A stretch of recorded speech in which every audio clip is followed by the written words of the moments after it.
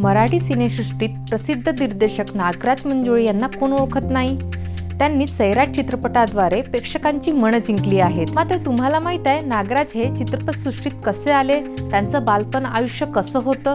नागराज मंजुळे यांचं पूर्ण बालपण हे करमाळा तालुक्यातील जेऊर गावात गेलं। नागराजांना बालवयात त्यांच्या वडिलांनी आपल्या चुलतीच्या ओटीत दिलं होतं, कारण त्यांना एकही मूल नव्हतं। नागराजांचा सांभाळ त्यांच्या काका काकूंनी केला।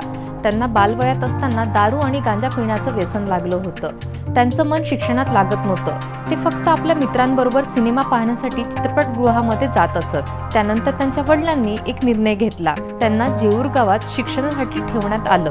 नागराजांना तेथील मुलं खूप संस्कारी वाटली। याशिवाय त्यांना आपल्या वर्गातील एक मुलगी आवडू लागली। यानंतर ते आपल्या वाईट सवयी सोडण्याचा प्रयत्न करू लागले। तसेच ते शालेय कार्यक्रमात भाग घेऊ लागले। याशिवाय ते नवरात्रीमध्ये झांज आणि हलगी वाजून पैसे कमावत असत। ते 10वी मध्ये असताना फेल झाले। यानंतरच त्यांच्या आयुष्यात एक वेगळं वळण आलं। नागराजांना वाचनाचा छंद खूप लागला। ते कविताही लिहू लागले। त्यांची पोलीस खात्यामध्येही निवड झाली होती। मात्र त्यांनी 13 दिवसात आपली नोकरी सोडली। ते पुण्यात आले आणि त्यांनी चित्रपटाबाबत अनेक गोष्टी शिकल्या। त्यांनी पहिला लघुपट पिस्तुल्या बनवला। त्यानंतर त्यांनी फ्रेंड्री हा चित्रपट बनवला।